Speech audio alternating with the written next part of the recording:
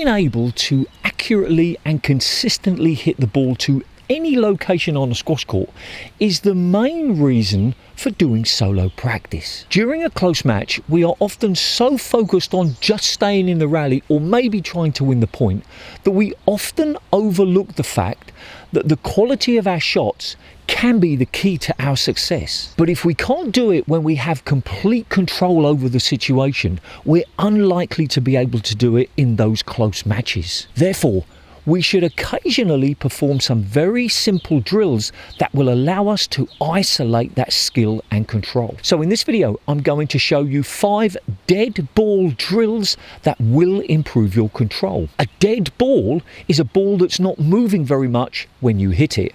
You'll see what I mean in a moment. The drills can be performed alone and at any time, but I've put them into this routine with each drill alternated with a power hitting side to side shot to make sure that the ball stays match hot, to give you a mental break and to add an element of strength and fitness. Each drill should be performed for 1 minute with a 5-second switchover between each one. Adjust the time if you want to, but don't automatically think that more is better. I don't recommend doing any drill for more than 3 minutes. I use a free app called Interval Timer, which is perfect for things like this. It allows you to set the work time and the break time and have many different sets. If you wanted to, you could even use a Bluetooth speaker to ensure that you can hear the beeps. I highly recommend using targets when doing these drills. They will encourage accuracy and they can also be used to record your improvement. For each drill, I'll be showing you 3 levels of precision: foundation, competitive, and advanced. But please don't think the foundation targets are easy, because they're not. More organised and ambitious players can use the record sheet that I have created. Recording your target scores can be really motivating. In the target type column, you would write C, F or A, and then in each drill box, you would write the number of targets you hit in that time period. Time for the reminders. Number 1, heat up properly. You should be sweating before you even hit the ball. Number 2, wear squash goggles. Protect your eyes at all times. Number 3, use the right ball. Don't play with a double yellow dot just because the advanced players do. Play with the ball that makes squash the most fun. On the screen at the moment are my solo practice principles. If they are new to you, please pause the video now and read them. Otherwise, let's get started.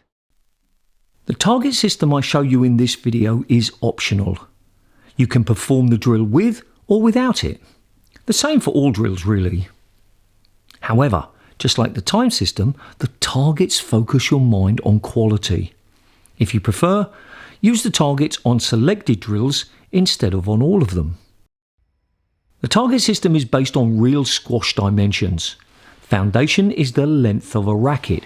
Competitive is the width of a racket head, and advanced is about the width of a ball. For all these drills except the serve, you can actually use a racket for foundation and competitive targets if you want to, but I prefer tape. Use masking tape, also called painter's tape, as it does not leave any residue on the floor or walls. For the advanced target, I've used ribbon because it's cheap, light, reusable, easy to see and easy to place. I'll be showing you alternatives in my upcoming targets video. The first thing you need to do is choose a target level.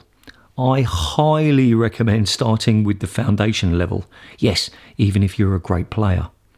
If you get a combined score of more than 25 for all 5 drills, move on to the competitive level. If you get a combined score of more than 25 for all 5 drills at the competitive level, move on to advanced. And if you get a combined score of more than 25 for all 5 drills at the advanced level, join the PSA. Place the targets in all positions before you start the routine. You won't have time to do it once the routine starts. In this video, I'll be showing you the positions and levels of each target before each drill starts though. Remember that FR in the record sheet? Well, that stands for front. The other options are SL, which stands for short line, and BK, which stands for back. Some drills can be performed from different parts of the court. You might be quite good from one position, but not from the others. You can choose from which position you hit from based on your strengths and weaknesses. I don't advise hitting from multiple positions in the 1 minute time limit, at least not until you've become better at one position. As I mentioned in the intro, this routine consists of an alternated side-to-side drill. Regular viewers will know I promote this drill a lot. It's perfect for working on control, power and concentration. If it's new to you, please watch the separate video. For this side-to-side drill, I want you to hit with power. Not your 100%, but about 80%. You are trying to keep the ball match hot, and hitting for 1 minute at 80% your maximum will certainly do that. If 1 minute seems too long, reduce it to 20 or 30 seconds, especially if that reduction allows you to do both sides in one session. Focus on watching the ball hit your strings. It's one of the best single things you can do to improve your squash. Starting in your chosen position, throw the ball in the air and hit it before it bounces. Watch where it lands and make adjustments for the next shot. Either hit it higher or lower or harder or softer. I suggest hitting the same speed and adjusting the height you aim on the front wall. If you do this from the short line or front, you will have to run back and collect the ball. I suggest you perform the whole routine on either forehand or backhand. You could mix drills between hands, but it's easier to just do one side.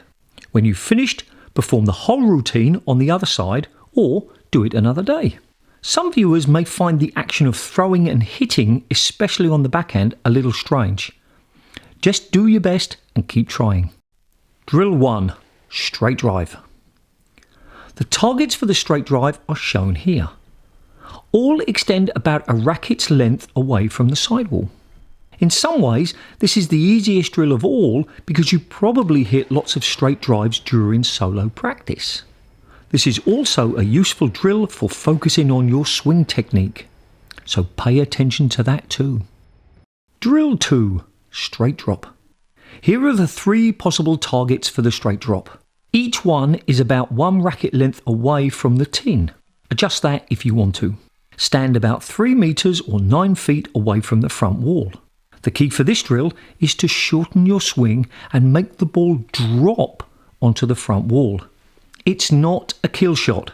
Keep the racket face open on impact. Try to get the ball to touch the sidewall and floor at the same time. That join between the wall and the floor is called the nick. If you want to, you can scoop up the ball with your racket and feed yourself that way. When you hit a great shot, the ball should come back to you. Drill 3. Serve. I've only shown 2 targets here, the foundation and competitive. In all honesty, hitting an A4 piece of paper is accurate enough. I always suggest serving backhand on the right side and forehand on the left side, assuming you are right-handed, but the choice is yours. Strict players may want to make each serve out -1 point. I say no, because I want you to be adventurous when practicing the serve. Drill 4. Working Boast. Here are the 3 targets for the working Boast. A working Boast is a shot that hits the front wall about the middle width and takes its second bounce near the nick of the opposite sidewall. This is not a 3-wall Boast where you're trying to hit the nick on the first bounce.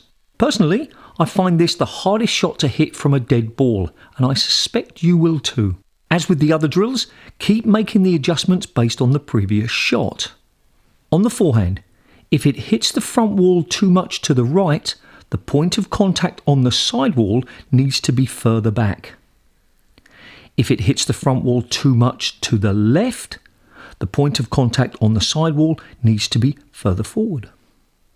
I promise to make a proper video about boasts soon. Drill 5. Crosscourt. You'll notice that the angle of the tape goes downwards from its starting position. This is because if it were parallel to the floor, when the ball hits deep, it comes off the back wall towards your opponent, and you do not want that to happen. You can also see that I put the ribbon on the floor.